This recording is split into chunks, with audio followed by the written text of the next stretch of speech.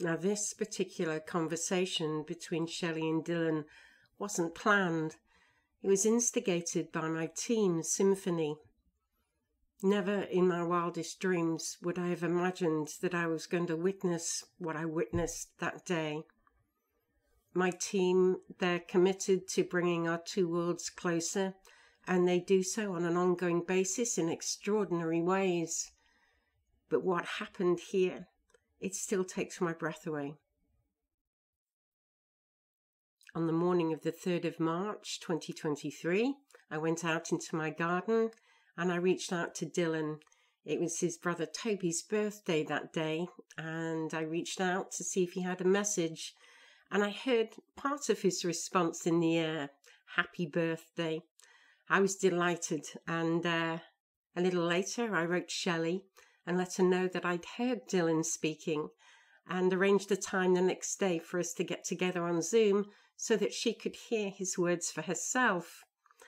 No sooner had I sent that message to Shelley, and my team, Symphony, came to me in my mind, and they said that when I spoke with Shelley the following day, they were going to bring Dylan through to talk.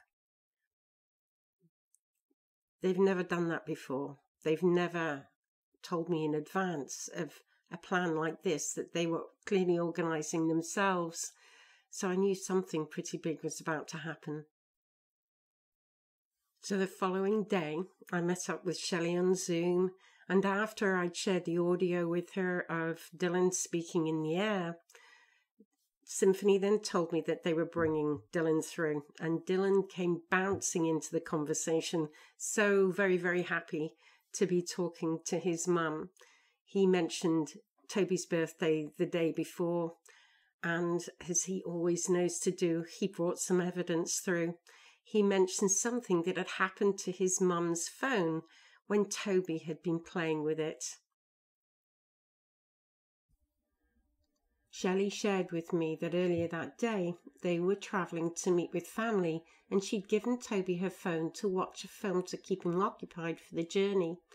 Now, Shelley's phone is automatically connected to her car, which means that the sound for the phone was playing through her car speakers, and that meant that she could hear Toby.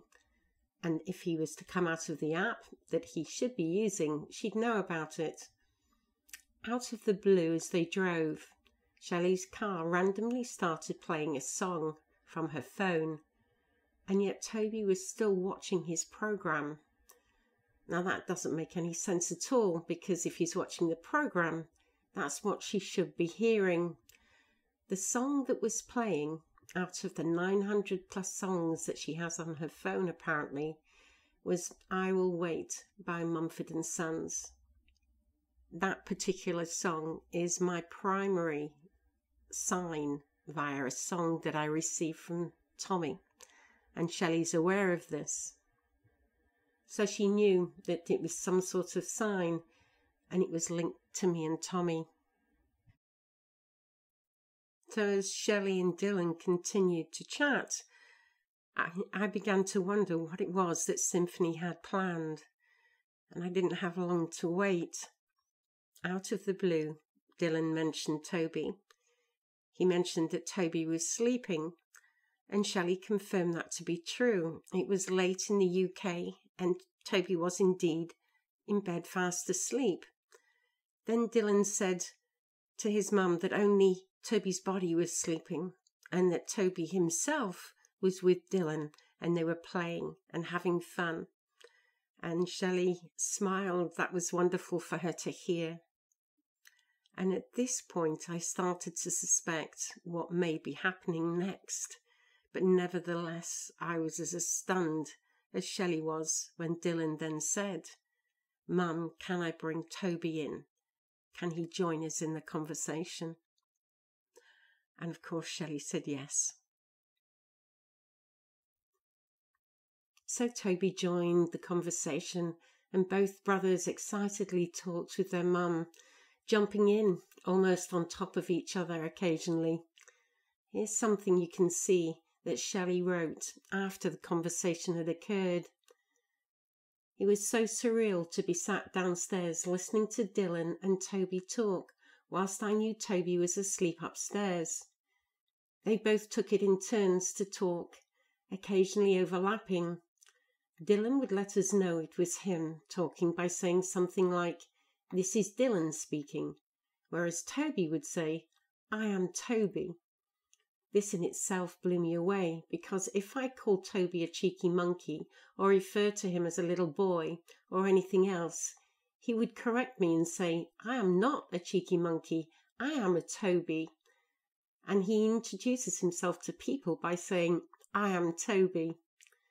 As I listened to both of my boys talk, I was able to make out some of the words myself, especially when Toby was speaking. As the boys continued to chat away, Dylan conveyed the words you see here to his mum, powerful words, affirming his ongoing relationship with his brother.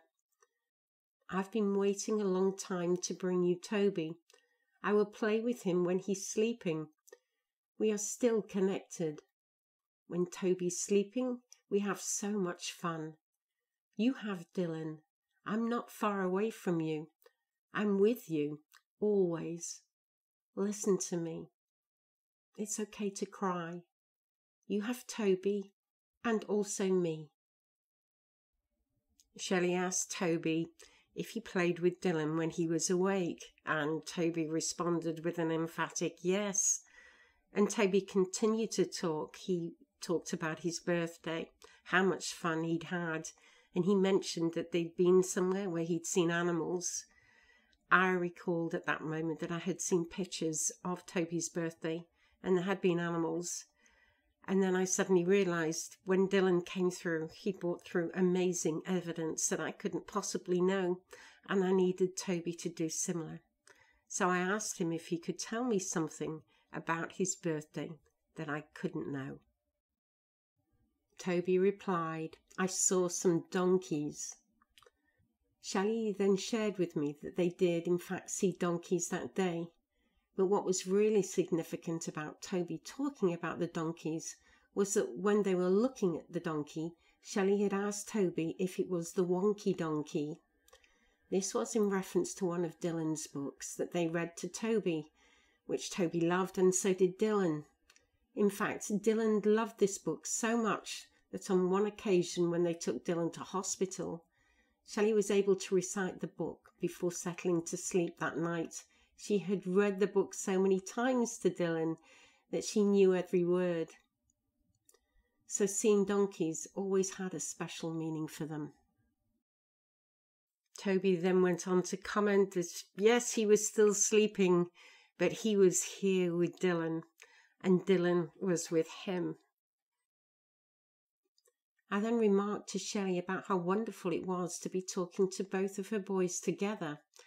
Shelley then told me of her request to Dylan to be with Toby on his birthday. Here Dylan was demonstrating to his mum that he spends a whole lot of time with his brother on an ongoing basis. Together the two boys were demonstrating this in the most beautiful and stunningly evidential way. As the conversation was drawing to a close, I asked both boys a question.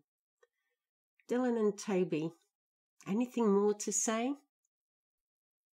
And both of them replied to their mum, "We love you. Go to sleep and we will fetch you. It's Dylan and Toby. We will come and fetch you."